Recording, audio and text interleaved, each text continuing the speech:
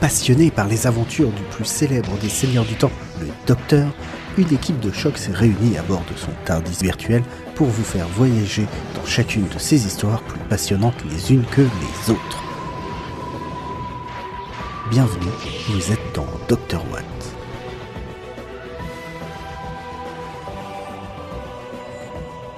Épisode 73, la Pandorica s'ouvre, deuxième partie.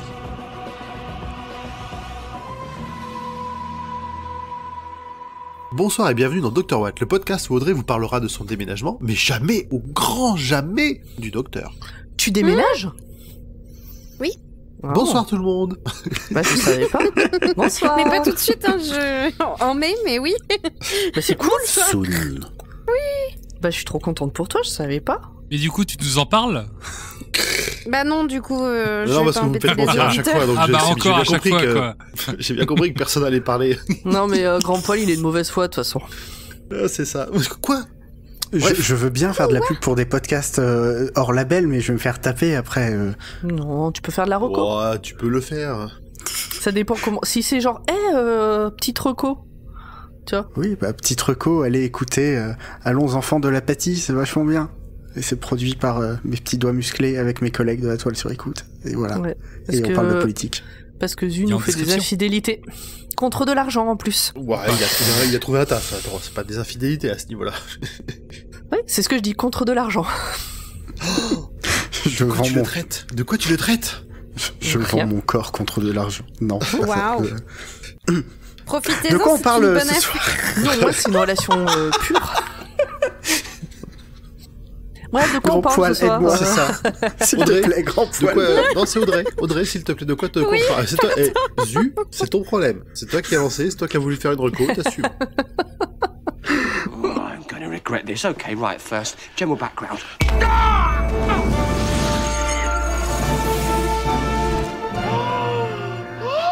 Alors, fiche technique de cet épisode. Le nom de cet épisode, c'est The Big Bang en anglais ou La Pandorica s'ouvre, deuxième partie en français. C'est sorti le 26 juin 2010 en Grande-Bretagne et le 12 mars 2011 en France, chez nous, Cocorico.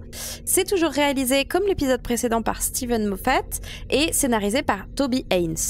Le docteur, c'est toujours Matt Smith, notre numéro 11 préféré, accompagné de Karen Gillian, alias Amy, Arthur Darville, alias Rory, et Alex Kingston, alias Riversong. C'est une belle équipe. Alors, de quoi va parler cet épisode ? Synopsis rapide, allez écouter l'épisode précédent, et là, ce sera la suite. En fait, on a la catastrophe dans l'épisode précédent, puisque la Pandorica s'est ouverte, le docteur s'est retrouvé enfermé dedans, et on pensait ne plus jamais avoir d'épisode, vu que tout s'était éteint. Et en fait, on a quand même un épisode, cette deuxième partie. Waouh. Le 26 juin en Grande-Bretagne, la sortie le 26 juin 2010, c'est dans les infos en plus ou pas ? Ah ah, j'ai une info en plus, je la dirai. Eh ben... Ouh. Elle est si fière. Bah, Je note-la la alors, dirai. histoire de pas l'oublier, parce qu'on te la redemandera pas si t'as oublié. Hein. Attends, je la note tout de suite dans le conducteur. C'est où ? Moment choisi, non. Les détails que tu as probablement ratés, oui. 26 juin Je suis si fier. 2010. Attends, bouge pas, Pourquoi ? j'ai envie de lui gâcher son effet. Mais non, Pourquoi en plus, C'est mais déjà dedans ? C'est pas moi qui l'ai écrite. Ah, C'est si beau. Ah bah, C'est- ça écrit juste 26 en juin. fait, Ah, en zut. fait, à cette époque-là, je traînais beaucoup sur les forums après les épisodes pour voir qu'en disaient les gens et voir ce que disaient les autres fans de Doctor Who. Ce que je ne fais plus. Tu t'es assagi, c'est bien. Ah, je t'ai fait ça aujourd'hui. Tu l'as fait aujourd'hui ? La question était quel docteur sent le mieux ? Sans le mieux ? Sans de sentir ? Sans meilleur, de sentir, ouais. De l'odeur, son parfum, quoi. Et alors, comment on Sans le parfum. Écoute, sait ? C'est quoi la réponse ? il y a plusieurs réponses. Mais la question, c'est d'après vous, quel est celui qui sent Which le... doctor smells the best Ok, Alors mais il y a- explique-nous pourquoi t'as répondu Capaldi, parce qu'à un moment, tu vois, on te connaît. J'étais d'accord avec Capaldi, mais ouais, non, parce qu'apparemment dans la vraie vie, il utilise une autre colonne qui sent pas mal. Ok. Voilà. Mais sinon, il y a eu le 3e, le 4e, personne n'a dit le 9e, enfin bon, voilà quoi. Écoutez, on n'est pas là pour juger les fans, mais il y a des fois des débats qui sont chelous. Hein. Qu'est-ce que t'as pensé de l'épisode, non? Qu'avez-vous pensé de cet épisode? Est-ce que Matt Smith avait l'air de sentir bon? Parce que pour une fois, il avait l'air d'avoir les cheveux propres. Ça change. Oh, Oh, c'est tellement gratuit. Oui, c'est vrai. J'ai hâte qu'on parle de la capillarité de Matt Smith dans 1 mois et demi. Ah oui, oh oui. Du coup, Zu, vas-y. Qu'as-tu pensé de l'épisode? Moi, j'ai kiffé parce que globalement, Moffat, il fait, vous savez quoi, les règles, bah, j'en ai rien à foutre et je vais faire un truc fun. Voilà. Regardez-moi faire. C'est, oui, ça correspond pas à vos carcans, des lois du temps, tout ça, mais m'en fous. Je fais ce que je veux, c'est moi le showrunner. ah oui, je pense qu'on peut résumer ça à m'en fous. C'est un très bon résumé. Ah, je suis assez d'accord. C'est vrai. Voilà. Tu veux manger quoi à midi? M'en fous. Il se passe quoi dans Doctor Who? M'en fous. Et qu'as-tu pensé de Ta gueule, l'épisode, c'est magique? Audrey? M'en fous. Moi j'ai beaucoup aimé, hein, mais m'en fous. Ah voilà, merci. Non, en vrai, L'enfant qui j'aime boude. beaucoup. Mais non, je boude pas, mais c'est Moffat qui boude là comme un enfant. Non, moi j'aime beaucoup ce double épisode. J'ai préféré la première partie, mais je sens que vous allez pas être forcément d'accord. Enfin, je sais pas. En fait, on verra. Mais c'est sympa. Mais souvent, je préfère les premières parties, hein, alors que c'est juste la mise en place. Mais j'aime bien la première partie. Voilà, j'arrête de radoter. Ok, très bien. Nop, ton avis? J'ai adoré. Très bien. J'ai adoré parce que j'adorais à l'époque, parce que ça... Il y a un côté très enfantin dans cet épisode aussi. Déjà parce que, enfin, sans trop spoiler vite fait, mais juste on a... Bon, il y a la jeune Amy, c'est un musée... Non, j'ai kiffé. Ok. Pomme? Je me souviens d'avoir adoré la première fois que je l'ai vu quand je l'ai découvert. Ouais. Je me souviens pas des autres fois. Quand je l'ai revu, bah, comme pour le premier épisode, de devoir, parce qu'en plus c'est moi qui fais le résumé, donc j'ai été particulièrement attentive, même si vous verrez dans le résumé, ça se voit pas, mais je vous jure que j'ai été attentive. Et là, j'ai vu plein de trucs, mais tellement abusés, des facilités et tout, qui, en plus, en ayant vu la suite, sont vraiment la patte de Moffat, et du coup, font, enfin, comment dire, quand j'ai découvert, c'était cool, c'était la première fois. Maintenant que je sais que ça, il va faire comme ça 25 fois dans les saisons à venir, bon, mais je l'aime bien, mais je préférais quand j'étais candide et que je découvrais. C'était mieux la première fois. Doctor Who, c'était mieux avant. Non, mais et encore une fois, Dr. Watt fait du mal parfois à Doctor Who. Ça, c'est toi aussi qui le revois avec des yeux, avec ton expérience en plus par rapport à au premier visionnage. Hein. C'est pas ça. que... C'est ça, c'était mieux quand j'étais jeune. C'était mieux avant. Mais t'es toujours jeune, Pomme. Oui, pour l'instant. Oui, bah comme nous tous. Hein. Bon, après, ça va dépendre de son niveau de râlage. Hein. Après, on verra. Non, c'est pas du vrai râlage, genre ah, c'était n'importe quoi, c'est plus du bon, sérieux. Tu vois, c'est plus sur ce ton-là. C'est du mouif. Non, c'est très bien. Bon, voilà, vous verrez. Et grand poil. Putain, y a personne qui veut me lancer à chaque fois. si. Merci, Zu. Merci. Bah, un peu comme toi, moi je trouve que... Alors, j'ai toujours un peu de mal à définir si je préfère la première partie qui installe ou la deuxième où ça court de partout. Parce que les deux ont chacun leur point. J'ai bien aimé cet épisode-là, et comme tu disais aussi, ça sent clairement c'est la fin de saison, j'ai plein de choses à faire, j'ai pas trop envie de réfléchir à comment les expliquer, donc on va juste faire ce qu'on a envie. Allez, c'est parti, on court. Hop. Et voilà, et du coup, bah non, l'épisode est passé vraiment super vite. Il y a des bons moments pas trop de tension, mais il y a des bons moments d'amusement, dont notamment, on verra ça, je pense, surtout dans la partie les moments choisis, là.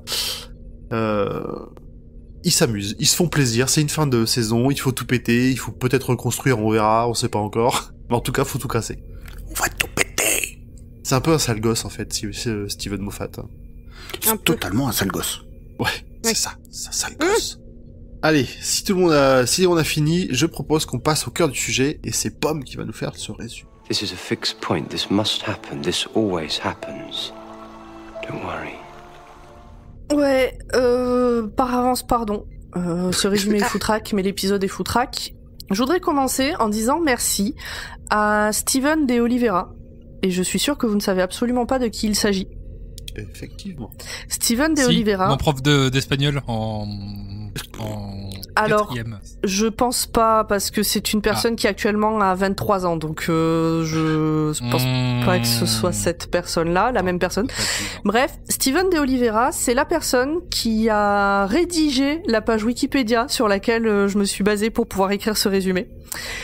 Je sais pas si c'est lui qui a fait les autres pages Wikipédia qui m'ont aidé à faire les autres résumés. Je pense que oui, au vu du style, mais merci beaucoup parce que c'est très complet, c'est très bien résumé et ça m'a beaucoup aidé et à chaque fois ça m'aide beaucoup, donc je me dis que pour une fois, voilà, merci. Peut-être qu'il nous écoute pas et qu'il aura jamais ce merci, mais je le dis quand même. Écoutez, Voilà. si Steven nous écoute, ou Stephen, Ouais, je pense que c'est Steven. C'est hein. Steven là. si tu nous écoutes ou si quelqu'un qui connaît cette personne nous écoute, eh ben, mettez-nous en contact et puis on verra si on peut organiser un truc pour qu'il vienne. Mais carrément en fait. Puis il y a sa photo sur Wikipédia, donc on saura si c'est pas lui. Si c'est quelqu'un qui se fait passer pour... Vous nous aurez pas. Et tac. Bon, en tout cas, voilà. Moi, j'ai fait ce résumé sans revoir l'épisode une semaine après l'avoir vu quasiment de tête, avec un peu quand même l'aide du résumé de Steven De Oliveira. Donc, eh ben, c'est parti. Tout commence par exactement la même scène que dans l'épisode 1 de cette saison. La jeune Amelia est en train de prier le Père Noël de lui envoyer quelqu'un pour l'aider avec la fissure dans son mur. Elle entend un bruit dans le jardin, elle se précipite, mais rien, sûrement un coup de vent. Le lendemain, Amelia est avec sa psy. Elle dessine un paysage nocturne avec plein d'étoiles. La psy et sa tante l'amènent dans le jardin pour la forcer à constater qu'il n'y a ni étoiles ni planètes dans le ciel. Pourtant, Amelia sait qu'il y en a. Et là, la tante parle d'une secte qui croit aux étoiles. Et moi, à ce moment-là, il y a un truc qui m'a fait tilt. Mais vous verrez qu'après, je me suis trompée. Mais je me suis dit, putain, mais heureusement que mon canapé n'est pas avec moi pour voir cet épisode, parce que la vie sur Terre alors qu'il n'y a pas de soleil... Et à ce moment-là, ça m'a rappelé une excellente fiction audio qui s'appelle Lumière Noire, par Mehdi Bayad, que un certain nombre d'entre nous ici ont écouté et adoré. Et je pensais que le plot twist de cette fiction, c'était que...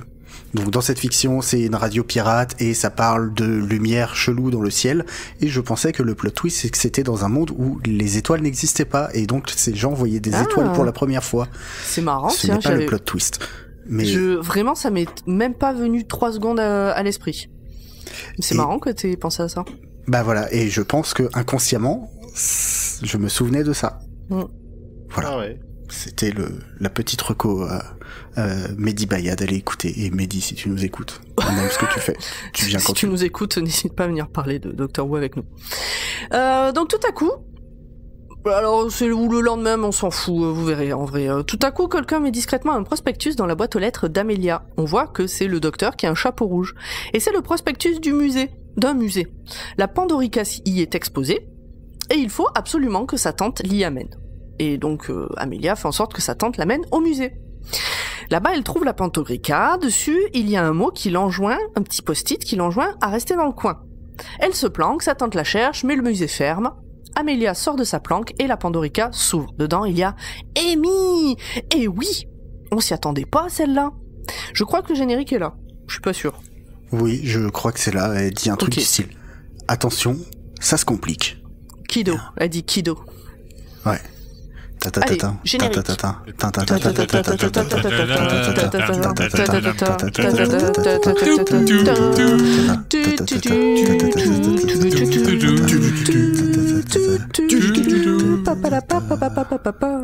Écoutez, je pense qu'on n'a pas été trop dégueulasse pour une fois. L'avenir, la BBC, si vous nous écoutez, on est là. Vous venez quand vous... Ah non. N'oubliez pas les droits d'auteur. Non, pardon, non. La BBC, oubliez-nous. Amy prend la main d'Amelia, et là j'ai eu une grosse pensée pour Rose qui ne devait surtout pas se toucher elle-même quand elle était bébé dans l'épisode où elle voit son père avant qu'il meure, parce que sinon ça allait détruire le monde. Mais bon, bah les règles changent, vous voyez, c'est comme ça, la vie avance, tout change. Un gardien débarque, mais ouf, en fait c'est Rory. Le doc débarque aussi grâce au bracelet téléporteur de River. Un Dalek fait son apparition, mais ouf, c'est Rory le robot, il le dégomme. C'est tellement facile de buter un Dalek en fait. Bon alors là je sais pas, j'ai pas dit pourquoi Amy est là, parce que j'ai vu l'épisode donc la semaine dernière comme je vous disais, puis que c'est flou. Mais bref, on reviendra dessus. Donc là, Amy était en train de mourir, en fait, avant. Puis attends, mais Rory... est-ce que comme on a fait l'épisode juste avant, tu t'en souviens pas de? Non, toujours pas. Et après, bon bref. Et donc Amy est en train de mourir. Rory et le doc l'ont mise dans la Pandorica, puisque on peut pas s'en échapper même en mourant. Donc quiconque est dedans reste en vie. Donc ça, c'est le genre de petite info que j'ai pris sur la page Wikipédia. Merci Steven. Donc c'est là que Rory décide de monter la garde pendant 2000 putains d'années. Et donc on est au musée, la fine équipe est de retour, on voit plein de péripéties, d'aller-retour du doc dans le passé pour mettre toutes les pièces en place, puis il y a un doc du futur qui débarque. Bon, en fait on découvrira que c'est un doc du futur mais dans 12 minutes, pas du futur plus que ça. Il débarque puis il meurt, puis il y a le doc du présent qui va le voir, et le doc du futur lui dit un truc à l'oreille. Donc ça c'est vraiment la marque de Moffat, le truc à l'oreille qu'on comprendra plus tard ce que c'était. Et puis hop, tout le monde se barre à l'étage. Et là il y a un Dalek, le doc se fait dézinguer, le doc du futur, bah c'est maintenant du coup le doc du présent, j'espère que vous arrivez à suivre. River arrive, ou elle était peut-être déjà là, mais je me souviens pas bien. On lui dit que le doc est mort, je suis un peu perdu dans mon résumé, mais on avance. River tue le Dalek. En fait le doc est pas mort. Il est juste mal en point, mais ne se régénère pas parce que, bon ben comme on l'a déjà dit, il n'y a pas de règles. Il est dans la Pandorica. Non, mais là, le moment où il se fait tuer, mais sans régénération, j'ai fait... Voilà, quand même, là, franchement, Steven, t'abuses. On fait ce qu'on veut avec les règles. Ouais, là, c'est ça, mais là, quand même, c'est une grosse règle où il a vraiment fait ce qu'il voulait. Hein. Ouais. Il est dans la Pandorica, et en fait, il bidouille pour aller dans le Tardis. Ah oui, parce que, alors, le Tardis, en fait, il n'y a pas d'étoiles, mais, donc il n'y a pas de soleil, mais la vie est possible grâce à cette énorme boule de feu dans le ciel, qui est en fait le Tardis en train d'exploser encore et toujours, avec River coincé dedans. Le doc va sauver River, mais du coup, c'est lui qui est bloqué dans le Tardis, il voit sa vie défiler, mais il pense à aller voir Amy qui dort, et lui parle d'une jolie histoire, la sienne, une histoire qu'elle ne doit surtout pas oublier. D'ailleurs, il la retrouve aussi dans la forêt avec les anges, je sais pas si vous vous souvenez, mais on en avait déjà parlé, quand elle ne peut pas ouvrir les yeux, qu'elle est assise toute seule sur un caillou, il débarque, et il colle son front contre le sien, et il dit, genre qu'il faut absolument qu'elle se souvienne d'un truc important qu'il lui a dit, et puis il redisparaît. Hop, saut dans le futur. Amy Pond se réveille, c'est le matin de son mariage, et surprise, comme il y a eu un Big Bang 2, des trucs ont changé, et ses parents sont là. Mais pas comme une réapparition, plutôt comme s'il n'était jamais parti en fait. Rory va bien, le mariage a lieu, tout le monde est heureux, pourtant Amy pleure. Enfin, elle a dit qu'elle est triste, Rory ça le rassure pas. Elle sait pas pourquoi, mais elle est triste. On voit River passer derrière une fenêtre, ça ravive encore plus les souvenirs d'Amy. D'ailleurs, elle lui a laissé son carnet bleu, mais il est vide. Et puis, Amy se souvient de son docteur en guenilles. Elle en parle d'ailleurs à tout le monde. Elle dit à son père, ferme ta gueule, j'ai un truc à dire. Elle est toujours agréable, cette dame. Tout le monde est désespéré de cet adulte qui refuse de grandir et espère voir son ami, enfin, elle espère que son ami imaginaire va débarquer dans le mariage. Bon, c'est un peu désespérant, je peux comprendre. D'ailleurs, sa mère dit, avec tout ce que le psy nous a coûté, Et donc, elle se met en colère et hop, le doc arrive au milieu de la salle avec son Tardis. Rory se souvient aussi. Tout le monde est heureux. À la fin, les jeunes mariés repartent avec le doc. Fin. Oh putain. Voilà, qu'est-ce que j'ai oublié? Oh, je sais pas, mais t'as oublié de respirer, je crois, déjà. Ah ouais, mais je l'ai écrit à ce rythme-là. Pomme n'a pas notre temps. Je rajouterais juste une scène où le docteur explique à Amy pourquoi est-ce que au final il l'a choisie elle. C'est-à-dire que quand dans l'épisode 1, quand elle lui demande pourquoi est-ce que il veut qu'elle voyage avec lui et qu'il dit pas de raison particulière. Et ben en fait il mentait parce que il avait remarqué déjà que dans cette grande maison, normalement il aurait dû y avoir un papa, une maman, enfin des gens quoi, et que donc il se doutait que la faille les avait déjà absorbés, ou en tout cas qu'il y avait quelque chose de merdique et que on a compris après que en fait non, ses parents sont pas morts, ils sont juste fait bouffer par la faille et ils n'ont jamais existé. Voilà. Hein? Mais tu vois, ça fait partie des infos que j'ai retenues, mais que j'en ai rien à secouer. Bah, Enfin, vraiment, ça m'a pas... Le pourquoi Amy m'a absolument pas intéressé. c'est... Non, mais La faille- moi, perso, ouais, je la dis pas que faille c'est t'a pas affecté, intéressant. Hein. Je dis que moi je m'en foutais. Comme dirait C'est- Audrey, je m'en fous. c'est parce que Amy est trop Super, les antipathique, c'est références ça à Audrey. En fait, est-ce que Amy, c'est pas un peu ta Martha à toi? Non, pas du tout. Non, je l'aime bien, Amy. Elle est relou sur plein de points, mais non, j'ai vraiment pas de problème avec Amy. J'ai pas de problème avec sa relation avec le docteur. Vraiment pas de souci. Juste, ça fait partie des trucs où, en fait, dans les intrigues de Moffat, comme il s'est beaucoup trop amusé à aller dans le passé, le présent, il a monté son intrigue sur tous les épisodes, machin, il y a un moment où tu t'y perds, t'as oublié des infos, et cette info-là en particulier, à ce moment-là, je m'en tape. C'est trop tard, en fait, pour moi. Il y a eu trop d'infos entre deux, il y a eu trop de trucs, et ce détail-là, je m'en fous un peu. On a bien compris que la faille, elle absorbe les gens. Enfin, le fait que ses parents ont disparu parce que la faille, on l'a compris à l'épisode 1, que ça revienne là comme une sorte de twist de foufou. Bon. Ah non, moi j'ai jamais capté. Dans l'épisode 1, on pense qu'ils sont morts, quoi, mais...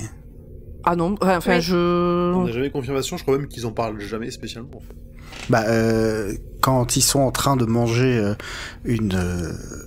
un délice de gastronomie, non. voilà. J'avais oublié. Référez-vous à cet épisode pour savoir à quel point c'est bon. Il lui demande justement où sont ses parents et elle répond comment il dit? Ah oui, ta tante t'a laissé toute seule sans même un papa et une maman, et ce à quoi Amy répond je n'ai même pas un papa et une maman. Ouais, mais pour moi, vu que... je pense que ça... À peu près quand il explique que Rory disparaît, la faille machin, que du coup elle va l'oublier. Pour moi ça faisait partie des trucs où ok, tu vois, ok vu, ouais, ok, on savait déjà, ça sert à rien d'en faire des caisses, quoi. Ok, Mais c'est moi. Ton pouvoir de déduction était supérieur. Voilà, c'est ça. Peut-être que je regardais pas en étant avec le cerveau si éteint que ça. Non, il faut réussir à se souvenir de tout, quoi. Ça, dans certains cas, c'est une phrase dans le premier épisode, je l'ai pas non plus, hein. Oui, c'est clair. Est-ce que tu veux continuer de râler? Tu veux que j'attaque les points que j'ai à dire de râlage? Ouais. Comme ça, après, on passe à autre chose. Je trouve qu'il y a des facilités...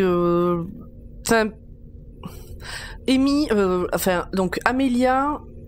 il y a un post-it sur la Pandorica, en plein milieu d'un musée, qui doit être, je pense, un musée d'histoire naturelle, un truc comme ça, à Londres.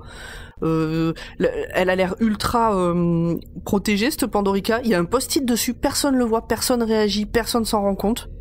Pourquoi? Comment ça se fait? C'est impossible dans la vraie vie. Amelia, qui a 8 ans, disparaît. Sa tante la cherche un peu, le musée ferme, tout va bien. Ouais, dans la vraie vie, t'as des cordons de sécurité partout, le musée il ferme pas comme ça en disant on verra bien demain, quoi. C'est Amber Alert, hein. Non mais c'est ça, et en fait il y a plein de trucs comme ça, le bracelet de River qui permet au docteur, tu vois, qui dit bon alors Amelia, comment ça se fait que tu savais qu'il fallait venir? Ah c'est vous qui m'avez dit qu'il fallait venir. Ah bon ok, alors hop, coup de bracelet, hop, je vais poser le machin dans la boîte aux lettres d'Amelia. Ah après je mets un post-it. Elle a soif, j'en profite pour piquer de l'eau que je lui donne. Et puis mon tournevis sonique, je sais pas où il est. Je vais le mettre dans poche de... Alors toute cette partie-là, moi je trouve que c'est pas une facilité, c'est utiliser le voyage dans le temps pour ce qu'il est, c'est-à-dire de pouvoir laisser des indices, faire en sorte que tout soit cohérent à la fin. Oui, non, mais je comprends bien, hein, mais c'est des petits trucs comme ça où... Surtout qu'en plus, tout le long, au moment où ça arrive, on sait bien que c'est lui qui le fait. Et c'est juste c'est pas une surprise au moment où on va le voir faire pour de vrai. J'ai juste trouvé que c'était marrant et que ça c'était bien en termes d'explication. Mais ça arrive après Amelia qui disparaît et tout le monde s'en fout, je crois que ça m'a saoulé. Tout le monde s'en fout dans le musée, mais tu sais pas ce qui se passe à l'extérieur. Non, mais dans le musée, personne s'en fout si une enfant de 8 ans a disparu dans le musée. Dans la vraie vie, personne s'en fout. C'est inenvisageable. Dans aucun musée du monde, ça se passe comme ça, même le plus petit du plus petit quartier. Une enfant de 8 ans disparaît à un endroit, tout le monde s'en fout à part la tante, c'est pas vrai. Et même la tante, on dirait que, bon, elle la cherche un peu et elle rentre à la maison, tu vois. Non, franchement, ce coup-là, c'est trop facile. Une enfant qui peut rester toute seule à la maison sans sa tante. Non, mais moi, j'appelle, franchement, si je suis au courant d'un truc comme ça, je préviens les services sociaux, hein. Non, franchement, c'est pas, non, je suis assez d'accord avec Pomme. Mais Amélia, c'est quand même une gamine qui a, enfin, après, qu'on la découvre dans la saison, c'est la tante, on sait pas où elle est. Hein. Ouais, mais il y a la faille et tout le reste, non. Trop facile. Non, je comprends qu'il y ait des points comme ça qui soient dérangeants et qui soient au-delà de la facilité quelque part. Il y a trop de ta gueule, c'est magique dans cet épisode, et il y a trop de ta gueule, c'est magique dans cet épisode pour un visionnage attentif.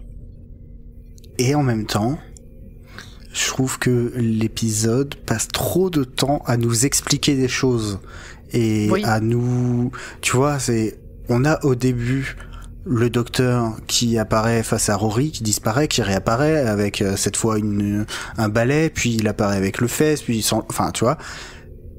Ok. Et après, au fur et à mesure de l'épisode, bah on voit les moments où il disparaît, mais je vois pas l'intérêt de nous remettre le moment où il apparaît. Non mais c'est tout l'intérêt de se dire ah putain mais dans quel ordre s'est déroulé les actions. Mais ça aussi tu vois en fait je m'en fous. Mais moi je kiffe. Oui, mais si tu veux, je trouve que c'est un peu nous prendre pour un con que de nous remettre la scène du début de l'épisode quand même. Oui, mais parce que tu joues sur les différents points de vue, parce que après tu switches, en fait, t'es sur le docteur du passé, enfin celui que t'as pas encore vu, mais tu reprends celui en cours, enfin. Et j'ai trouvé aussi tout le passage où il revit sa vie là, pareil un peu relou. Bon, il est très inégal cet épisode. Il y a des moments sympas, il y a d'autres moments où c'est un peu bon. On a compris que c'est la fin de saison et qu'il fallait expliquer les trucs quoi. Et en même temps, on a zéro explication. Si, on a masse d'explications. Pas plus que l'épisode d'avant. Bah si, quand même. Bah si, on nous réexplique tout depuis les anges, depuis même. On revoit une scène des anges qui a été installée à ce moment-là. C'est vraiment tout a été mis en place sur 12 épisodes et dans le 13e, bim, on explique tout ce qui avait été mis en place. Donc trop en peu de temps et du coup, bah au bout d'un moment. Mais je parle encore une fois pour moi mon ressenti. Hein, c'est pas, j'en fais pas une vérité absolue. Oui, parce que moi je trouve que ça explique, ça distille plutôt bien les informations concernant la saison. C'est plus le fil de l'épisode en lui-même que je trouve un peu pâteau. Enfin pâteau, je veux dire avec des gros sabots quoi. Ouais. Pâteau. J'adore le mot pâteau. Pâteau. Ah, c'était Parle comme un vieux avec Zu, ce nouveau podcast. Eh ben Zu, continue justement. Ok, quitte à parler comme un vieux, je vais donc avoir une position de vieux aussi. Cette petite enfant là, elle est au musée, elle pousse tout le monde, elle saute sur les barrières, elle touche les œuvres exposées. Non mais sérieusement, je veux bien qu'elle ait eu une enfance incomprise et orpheline, mais quand même que la sécurité fasse quelque chose, que quelqu'un l'arrête. Voilà, c'était le moment vieux. Ça correspond bien au caractère d'Amy. Oui. Ouais, tu sens qu'elle a passé beaucoup de temps toute seule à faire ce qu'elle voulait un petit peu. Ok. Bah continue du coup, parce qu'on va enchaîner un peu tous les deux, même si on en a déjà parlé plusieurs fois dans l'épisode.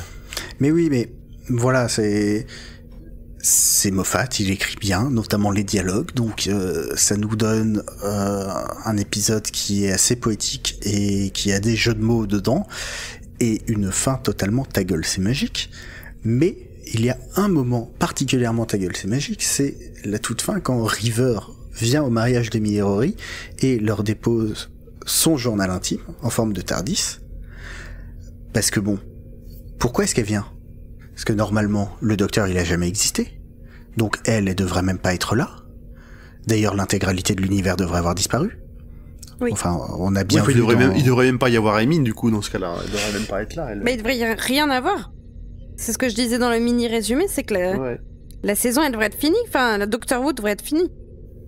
Mais c'est là où, quelque part, ça a été... ils ont reset l'univers, ça c'est...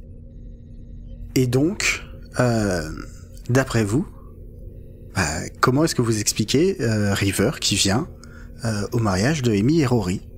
Je l'explique pas. J'ai pas d'explication sur toute cette partie-là, à part le fait que, un peu comme Amy a fini par se souvenir de Rory d'elle-même quelque part peut-être grâce à la faille. En gros, l'origine de tout ça, ça a l'air d'être la faille qui a filé des espèces de pouvoirs à Amy, qui lui permet un peu comme on l'a mentionné dans le premier épisode, de faire revenir les choses qu'on pensait avoir oubliées. C'est ça. Et comme ça implique River, j'ai envie de dire que c'est... c'est pas plus que ça. J'ai Hein. envie de dire que c'est trop tôt. Ouais, non mais j'allais dire, je crois qu'on trouve une explication dans la prochaine saison ou encore la saison d'après. C'est Et ça. en gros, River, elle est ta gueule c'est magique en fait. River c'est un ta gueule c'est magique général. Ouais, Alors, Nymph, je te remercie parce que j'ai failli totalement spoiler River comme un gros fou.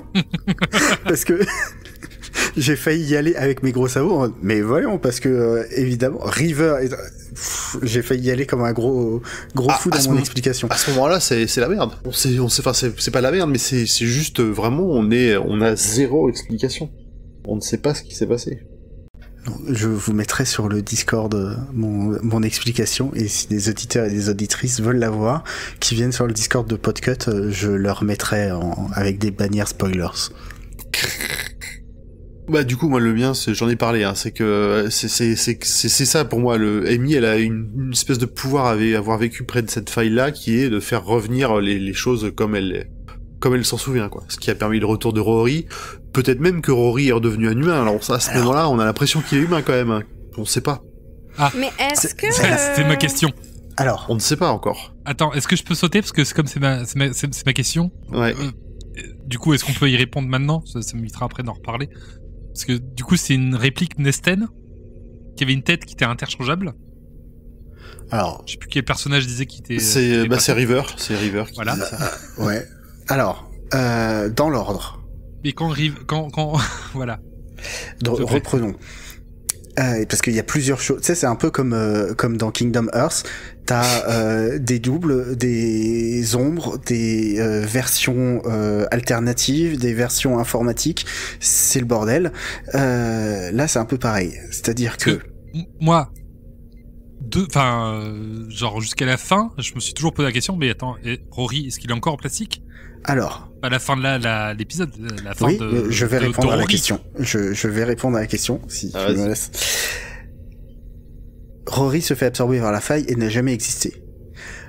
Le Romain en forme de Rory, créé en plastique et contrôlé par la conscience de Nestine, est issu d'un scan psychique qui a été fait de l'enfance d'Amy, ou en tout cas de sa chambre, incluant donc la boîte de Pandore et un livre sur les Romains. Dans ce livre sur les Romains, la photo de Rory, et donc en plus de faire des Romains, ils ont fait un Rory. Et comme ils ont pris l'image psychique de l'endroit, Rory étant quelqu'un de très important pour Amy, et ils ont ramené plus de Rory que juste la forme, ils ont ramené Rory. D'où le Rory plastique. À la fin de l'épisode, on reboot tout, donc tout cela n'a pas eu lieu, et donc nous avons de nouveau le Rory en chair et en os qui est présent. Ouais, ok. Non, si, là, le côté on reboot et on est revenu à une situation où Rory est redevenu humain parce que c'est la timeline normale de la vie d'Amy, qui n'a pas rencontré le docteur ou qui s'en souvient juste. Ça me paraît plus clair, effectivement. Voilà. Mais elle n'a pas de pouvoir particulier dû à la faille.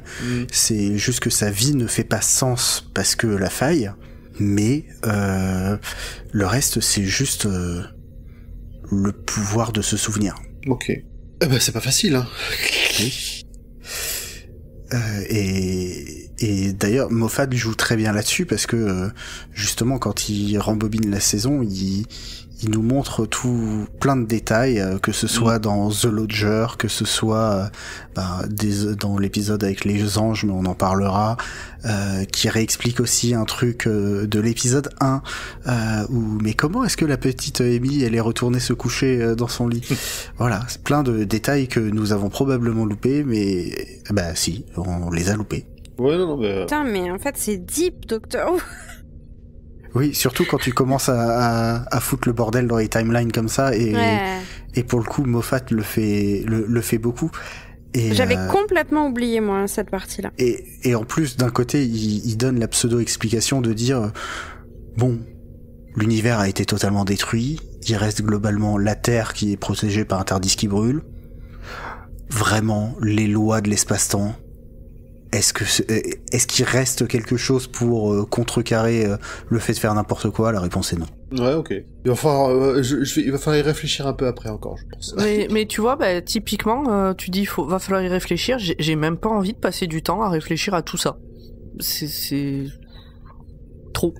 C'est un peu le problème avec les boucles temporelles comme ça, c'est que c'est un plaisir de commencer à les coucher sur le papier, mais au bout d'un moment, ça devient tellement intriqué et tellement complexe que ça, tu mets le petit doigt et t'as tout le bras qui part. Ouais, et puis est-ce que ça vaut le coup, quoi? C'est un exercice. Est-ce que ça vaut le coup d'en faire autant? Après, ça montre qu'il avait vraiment tout prévu, qu'il avait mis plein de choses. Mais en fait, c'est bien quand tu le redécouvres après, quoi. Il faut avoir le temps de revoir, ou alors d'avoir une putain de mémoire, quoi. Ouais. Ou être très bon en impro. Bref. C'est ça, bref. Non, du coup, tu voulais rajouter un point sur Rory et Amy ou pas? Oui, moi quand j'ai découvert l'univers Doctor Who, j'ai appris aussi que chez les fans, les compagnons avaient des pseudos. Par exemple, Rose, c'était Bad Wolf. On avait Donna, c'était la femme la plus importante du monde. Martha Jones, c'était la femme qui avait parcouru la Terre. Et Amelia, c'est la fille qui attendait. Parce que dans le premier épisode, c'était la petite fille qui a attendu le docteur. Et c'est pas la fille qui a attendu? C'est la fille qui a attendu, ouais. Oui, c'est la fille qui a attendu. Et d'ailleurs, elle l'a pas que attendu enfant, elle l'a aussi attendu adulte. Et ça va revenir dans la prochaine saison. Oui. Et là, sur cet épisode, je trouve ça beau, en fait, c'est parce que Rory devient le garçon qui a attendu. Le docteur le dit au mariage. Exactement. C'est beau. Il est beau, ce mariage. Ouais, il est chouette. Ça a l'air marrant. Donc Rory et le docteur, on l'a dit, ils s'entendent beaucoup mieux. Et c'est peut-être parce que là, à partir de là, ils ont techniquement à peu près le même âge. C'est vrai. Et je dis techniquement parce que techniquement même, Rory est plus vieux que le docteur. Il est beaucoup plus vieux même. Oui, il a 2 fois l'âge du docteur, ouais. Oui, par rapport à ce que le docteur nous annonce d'habitude, effectivement, il est très très vieux, là. Ouais. Et donc peut-être que ça aide à créer un peu une sagesse. Oui, et puis à mieux se comprendre l'un et l'autre. Ouais, peut-être. Voilà. Attends, du coup, c'est sur le côté potentiel où Rory est toujours en plastique. Non. Bah. Parce que Rory a récupéré ses souvenirs, donc... Ah, ok. Ouais, puisqu'il dit qu'il a l'impression que c'était un rêve. Et il dit à la mère d'Amy, non, mais à un moment donné, j'étais comme en plastique, une sorte de robot. Enfin, il dit un truc comme ça, mais c'est en fond, en fait. Devant, il y a Amy et le docteur, et en fond, on entend Rory qui raconte ça. Oui. C'est très non, je suis d'accord que là-dessus, même si il est redevenu humain avec un corps humain, il a récupéré ses souvenirs au moment où le docteur est revenu. Donc du coup, tout ce temps passé, il l'a récupéré. En expérience, on va dire. Ce qui est un peu le point à ta gueule, c'est magique pour le coup. Mais je suis en train, en repassant au résumé de cet épisode, je suis en train de penser à la prochaine saison. Putain, mais à résumer, ça va être l'enfer. Ça a popé dans ta tête, genre oh non, ça va être l'enfer. Suite. Bon, bref, désolé, ça vient de me venir en tête de me dire oh non putain, est-ce que j'arrêterai pas Dr. Watts maintenant en fait? Est-ce que avant de prendre cette décision, est-ce qu'il est pas temps d'annoncer mon départ? Ce sera pas tant l'enfer que ça. Est-ce que tu veux répondre à cette très belle question ouverte à laquelle je n'ai pas préparé de réponse parce que je suis un peu bête? Vas-y. Le docteur arrive et squatte le mariage. Il a la meilleure chorégraphie du monde, ça c'est un fait. Les enfants l'adorent. Les enfants l'adorent. Preuve que c'est encore lui-même un enfant, mais ça on en a parlé toute la saison. Si, à votre mariage, deviez-vous vous marier, un personnage de fiction devait s'inviter, qui voudriez-vous que ce soit? Ouf, c'est pas facile. C'est dans ces moments-là que je regrette de ne pas avoir lu Le Conducteur plus tôt pour y réfléchir. Pour y avoir réfléchi. J'ai lu, mais j'ai pas trouvé de réponse encore. Moi j'avais lu, et j'étais juste en mode bug par rapport au mariage. Il s'arrête à un mariage. Mais voilà, faut supposer le fait qu'on fasse un mariage. Oui, évidemment, c'est exactement évidemment. ce que j'ai dit. Évidemment. Donc du coup, j'ai essayé de penser anniversaire, tu vois. Et bah, ça marche aussi. Vas-y, anniversaire. Voilà. Et donc Et bah pareil. Ça marche pas Putain, quand là, même. comme ça, je sais pas. J'essaie de réfléchir à ce qu'il y a une personne où je me dis, ah, j'aurais trop aimé être pote, machin. Parce que le docteur, ça marche quand même vraiment bien. Oui. Non, j'ai pas de... Comme ça, j'ai rien qui me vient. Ça se trouve, dans 2 heures, je vais vous envoyer un message pour dire, ah mais si, bien sûr. Audrey. En vrai, j'aimerais bien... Ah si, je sais. C'est pas forcément un personnage de fiction, si? Si, Non, de mais fiction. Enfin, Ah. si, c'était de fiction quand même, mais... Bah parce que moi, j'allais dire Simone de Beauvoir, mais c'est pas un personnage de fiction. À ton mariage, spécifiquement? Non, pas à mon mariage. Ah oui, Mais là, pardon, c'est la parce question, que- c'est C'était ton le Non, mais mariage. c'est mariage, parce que la non, question. pas parler d'anniversaire, pardon. Non, mais du coup, Oui, ok. parce que À mon mariage... Non, mais je prends... Ou à ton enfin, Pax, on s'en fout, à ta fête de... à ta crémaillère. En fait, je pense que je prends bébé Yoda pour qu'il apporte les anneaux à Ah. l'église. trop chou. Non, en vrai, je sais pas. Le docteur, c'est trop le bazar. J'adore cette image. Le docteur, c'est trop le bazar. Il peut les faire voler un peu les alliances. Voilà. J'ai une idée de... Alors pareil, c'était qui pourrait amener les alliances, du coup. Moi, ça serait... je veux que mes alliances, elles soient amenées par Hot. Par Hot. Ouais, Ça, c'est une ref au roi Steven, du coup. C'est un croisement entre un... oh là là. C'est pas une ref au roi Steven, c'est une ref à Stephen King. C'est pas spécifique au podcast. Non, c'est Dans la saga de la Tour Sombre, il y a plusieurs personnages, et un des personnages, c'est un animal qui est un croisement entre plusieurs animaux. Enfin, c'est un animal qui n'existe pas Ah, dans ça, la en vraie gros, c'est vie, un quoi. raton laveur avec une gueule de paresseux, avec un long cou. Et qui serait un peu comme un chien avec des yeux dorés, voilà, et ça a l'air trop mignon. Et il parlote un peu.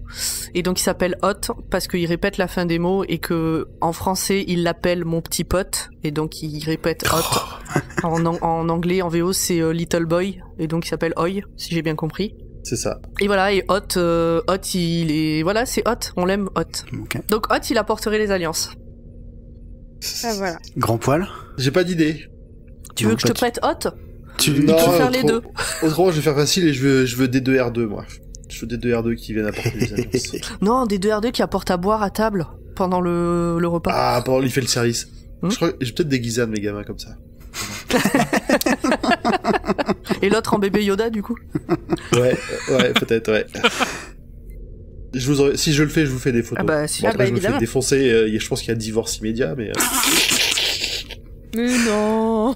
Ouais, mais tout pour la vanne. Ouais, c'est ça. Tout pour la vanne. L'amour Le de la goût vanne. du risque, grand poil. Donc, Alors pendant que j'ai trouvé, alors je sais déjà que moi je veux pas Tyrion Lannister pour des raisons évidentes. J'aimerais bien avoir l'équipage de Luffy au chapeau de paille Je sais Ah, pas parce qui parce que je c'est. pense Alors, que ça fera alors- une belle fête. C'est Alors, je pense que ça fera une belle fête, mais alors tu vas avoir des problèmes. Hein. donc c'est un équipage de pirates dans la saga One Piece. Ok. Tu récupères pas ta Ah. caution. Hein. Et donc il y a des personnages très drôles, il y a un super musicien, il y a un super cuisinier, il y a Un super cyborg. un super cyborg, un super charpentier, voilà, et je pense que ouais, ça ferait une belle teuf. Effectivement. Peut-être divorce derrière aussi, mais c'est pas grave, ça ferait Il suffit de bien choisir avec qui on se marie aussi, à un moment C'est donné. vrai. C'est vrai, je note. Il nous restait un point de pomme. Je sais pas si tu veux le... Oui, c'est Rory. Moi, je veux parler de Rory. Rory, Ok. en fait, c'est mon préféré. En termes de compagnon, je m'identifie plus à Rory qu'à Amy. Ah bah oui, parce Que- qu'il est toujours perdu, lui. Mais c'est ça, en fait, Rory, c'est le gars lambda qui... comment dire, Amy, elle est un peu déjà d'entrée de jeu, elle domine, c'est la badass, elle est pas comme tout le monde. Rory, c'est vraiment le mec lambda qui avait rien demandé à personne, qui vivait sa petite vie avec sa petite meuf, qui était content, il avait même pas des grands projets d'avenir, et tout ça lui tombe sur la gueule, et du coup, je m'identifie plus à lui, et à un moment donné, je sais plus quand, le docteur explique plein de trucs, Donc j'ai pas écouté. Et Rory dit non, trop vite, j'ai rien compris. Et en fait c'est moi 90% du temps quand le docteur parle.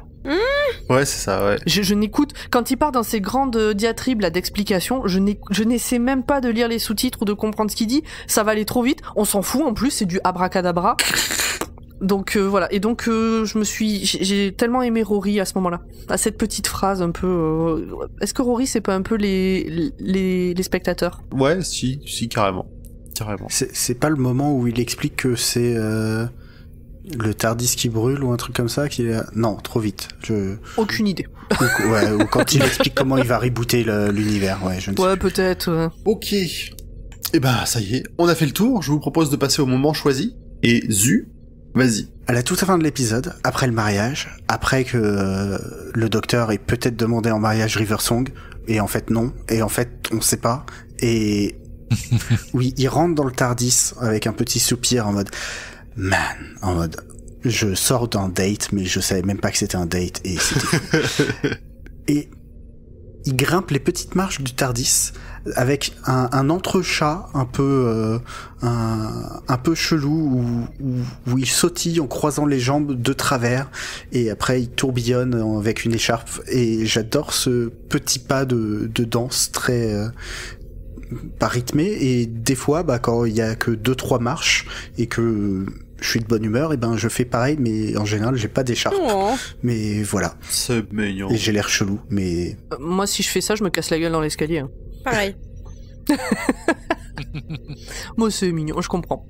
Bon, et moi, il y a un moment où je chiale chaque visionnage de cet épisode, c'est quand Amy, à son mariage, se lève, elle dit qu'il manque quelqu'un, et elle appelle son docteur débraillé. Ouais. Et elle dit, voilà, quelque chose de vieux, de nouveau, d'emprunté, Ouais. Something old, something et de bleu. Ouais, Exactement. j'aime bien ce C'était très joli.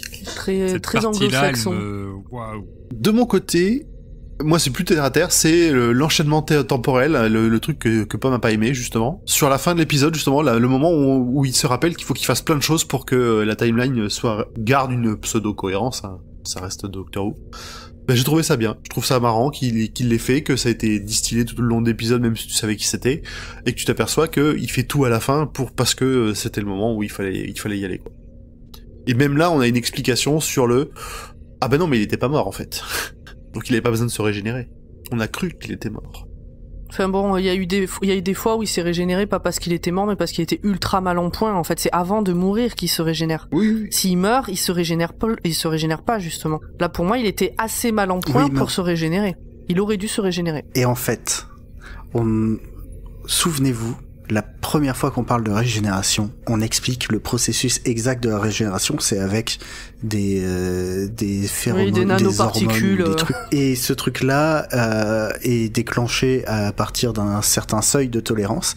Et en fonction des régénérations, le seuil de tolérance n'est pas le même.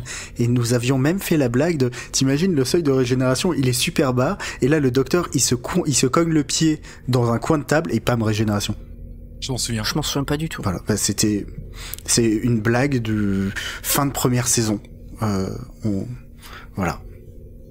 Moi, mon moment... À une époque où Audrey n'était pas née. Non mais Comptez pas sur moi pour retrouver à quel moment, mais ouais. Bon, il y a qu'une saison en fait qu'on a fait sans Audrey. Moi, mon moment, c'est quand River pense que le docteur est mort et elle dit aux autres barrez-vous, et elle se retrouve seule face au Dalek, donc elle vise le Dalek et elle lui dit, je crois qu'elle lui explique genre un peu comme dans les films où au lieu de juste tirer ils font tout un discours, oui je sais que si je te tire pile entre les deux yeux je sais pas quoi, et là le Dalek dit vous ne tirerez pas, vous êtes un ami du docteur, les amis du docteur ne font pas de mal. Et elle lui dit vérifie tes sources, je suis Riversong. Et là on attend un peu, on voit qu'il cherche, et puis il fait pitié. C'était Bim. Et trop bim, elle le badass. tue. Et bim. J'adore River. Riversong. Ouais, voilà, c'est mon moment. River fucking Song. Riversong et je suis en train d'imaginer une fanfic où le monde serait dirigé par Riversong et Elizabeth Ten. Ah, je sais pas, elle peut être un peu extrême hardcore quand même, Riversong. Hein. Je m'en fous, moi je les suis au bout du monde. D'accord. Les deux là, Moi, mon moment préféré, c'est le moment à la fin où tout le monde repart tranquillou à sa petite vie, alors qu'on a eu que des ta gueule c'est magique pendant 2 épisodes et qu'on n'a rien compris à ce qui venait de se passer, même si on en a beaucoup discuté pendant l'épisode là où nous on a fait le résumé patati patata. Mais mon moment préféré, c'est quand, autant j'ai aimé le premier épisode, mais c'est quand tout ce bordel se termine et quand tout se calme à la fin. Voilà. C'est bon, tout est rangé, comme à la fin d'un mariage, quoi. Tout est Exactement. rangé, tout est nettoyé, tu rentres chez toi, tu vas te coucher. Bah merci à tout le monde. Du coup, on peut passer à la dernière partie. Les détails que vous avez probablement loupés, c'est la première fois que vous voyez l'épisode. Mais pas nous. Wait, I missed it. I saw it and I missed it. What did I see? What did I see? I saw. Pomme, tu avais quelque chose sur la date du 26 juin 2010 ? Absolument. En fait, dans l'épisode précédent, quand River elle est bloquée dans le TARDIS, elle dit que elle a l'impression qu'il va quelque part, enfin qu'il y a une date qui est arrêtée, et c'est le 26 juin 2010, jour de sortie prévue du dernier épisode. Et c'est pas un hasard. D'accord, très bien. Et en fait, des petits trucs comme ça, Moffat, il en met partout, qui n'impactent pas. C'est pas grave si on les voit pas. Et d'ailleurs, il les explique pas. Et à la limite, je préfère ces trucs-là qu'il explique pas plutôt que les trucs qu'il explique trop. Mais il en met plein partout, des trucs comme ça, Moffat. Et le 26 juin 2010, date de diffusion de l'épisode, c'est aussi la date qui est apparue dans l'épisode avec les anges quand le docteur a scanné Oui, c'est vrai. la c'est vrai, faille c'est vrai. pour savoir ce qu'il y avait de l'autre côté. Et Et c'est aussi la date qui est apparue sur le réveil à la fin de l'épisode 1, quand le TARDIS décolle et qu'on voit la robe de mariée, le machin, le truc. Tu vois, alors j'avais oublié que c'était dans plusieurs épisodes, mais voilà.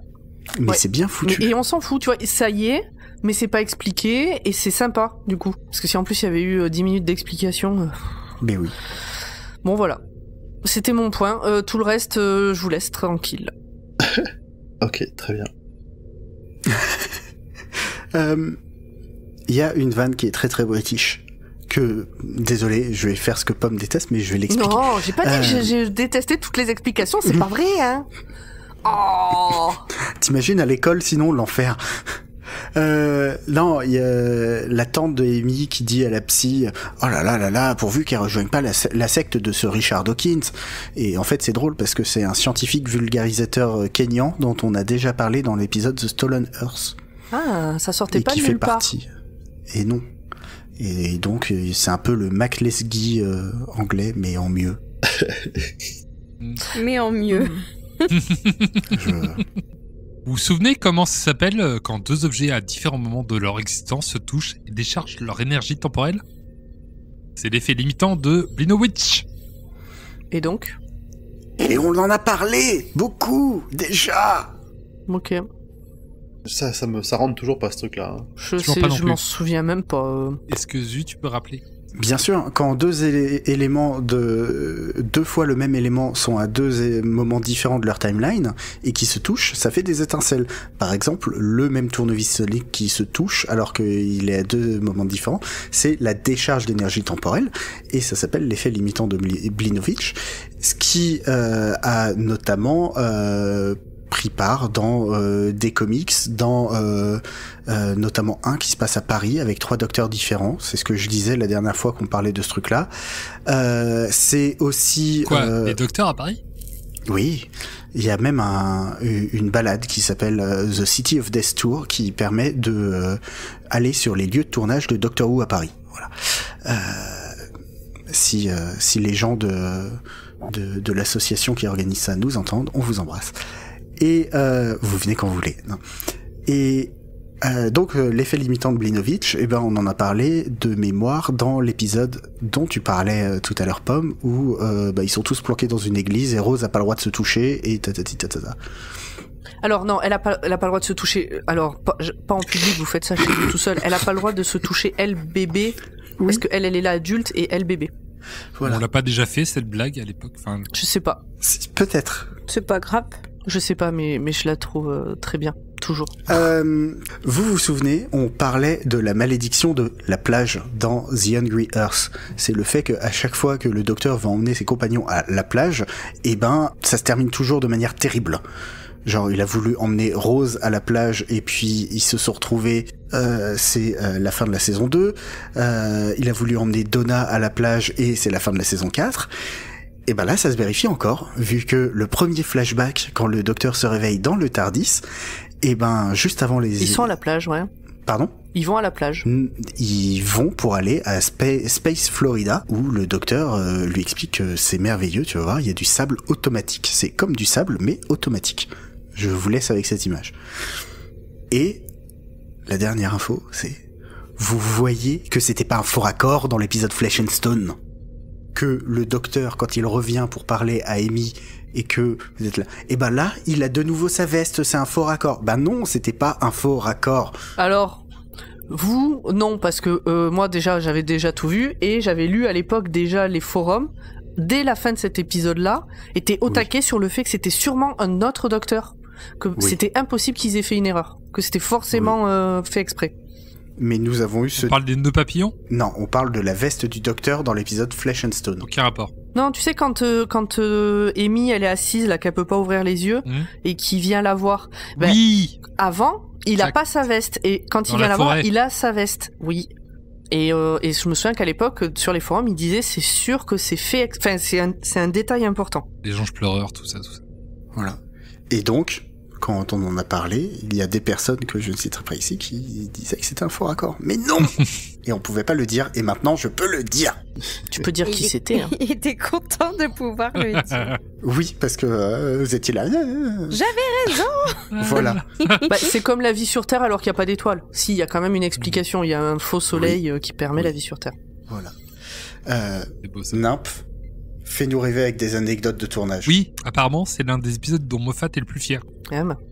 Citation de Moffat. Je trouve que c'est un épisode super fun, drôle et spirituel. J'en suis très fier. Ok, bah il est fier. Voilà. Sinon, quand Moffat a suggéré le Fez, l'équipe de production était pas très chaude. Alors attends, je te coupe parce que en fait, on n'en a pas parlé du Fez jusqu'à maintenant. Et non. C'est vrai qu'on l'a pas mentionné plus que ça. Ouais. J'en ai pas parlé dans le résumé, personne n'en a parlé en plus. Et là, on en parle comme un truc qu'on en aurait parlé déjà 8 fois. Effectivement, le docteur, à un moment donné, trouve un Fez et trouve ça trop bien et le porte longtemps. Et puis... Les Fez, c'est cool. Parce que les Fez, c'est cool. Donc le Fez, c'est un chapeau rouge d'origine maghrébine. Je préfère rester vague parce que je pense que c'est marocain, mais je sais pas si ça se trouve dans les autres pays du Maghreb. Et... Enfin là il se trouve qu'il est rouge, je suis pas sûre qu'ils soient tous rouges. Et donc lui il trouve ça cool. Amy et Riversong sont pas super chaudes de trouver ça cool. Et à un moment donné, Amy le prend, le jette en l'air et Riversong le dégomme. Voilà. Très beau résumé de la vie du Fez. C'est ça. Rapide et intense. Et donc pourquoi est-ce que l'équipe était pas très chaude, Nymph ? Donc d'une part, le Fez c'est grec. C'est vrai ? C'est pas maghrébin ? Alors ça a été repris ensuite, mais à l'origine c'est... bon. Après, on va dire que Grèce antique, en l'Antiquité, la Grèce, c'était assez large. C'était plutôt large. On est Maroc, on est Ottoman, on est... Souvenez-vous, si vous avez joué à ce jeu d'Indiana Jones et l'Atlantide... Ouais, ok, alors il y en a... Mais alors c'est pour ça... Oui, c'est pour ça que pour moi, c'était marocain. Parce que dans Indiana Jones et le secret de l'Atlantide, ils portent ça à Casa. Sur une des histoires que tu fais. Oui. Ah, et ça se passe à Casablanca. Il y a 3 fins à ce jeu. Ah bah, il y a 3 façons de le faire. Mais oui, j'étais au collège quand j'ai joué à ça. Très très bon jeu, oui. Très bon jeu.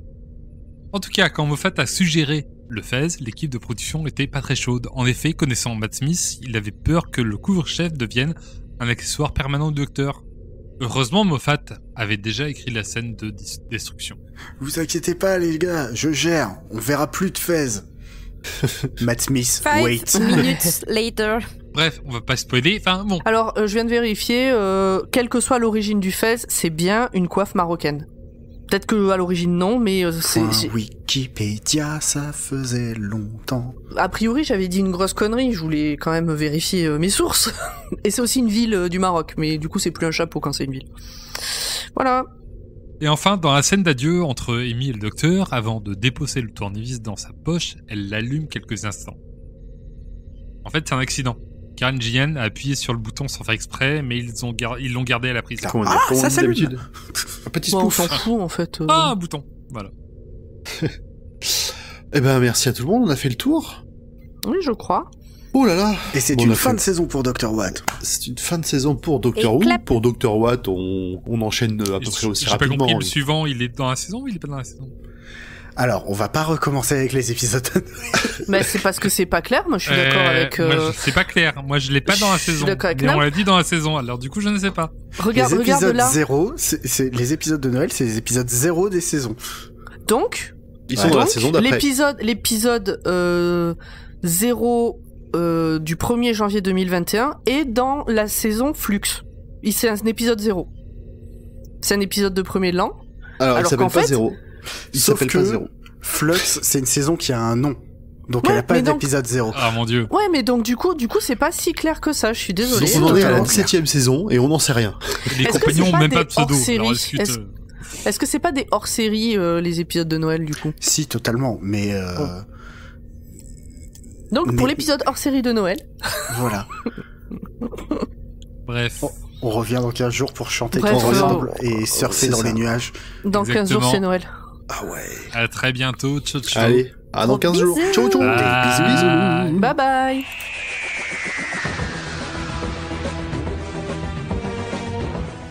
Et voilà, cet épisode est terminé, mais toute l'équipe revient dans 15 jours.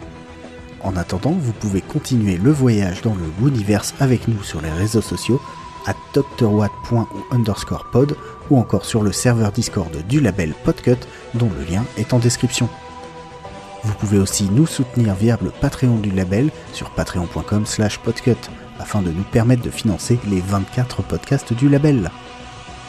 La prochaine fois, nous parlerons requins, nuages et voyage dans le temps avec l'épisode de Noël, le fantôme des Noëls passés.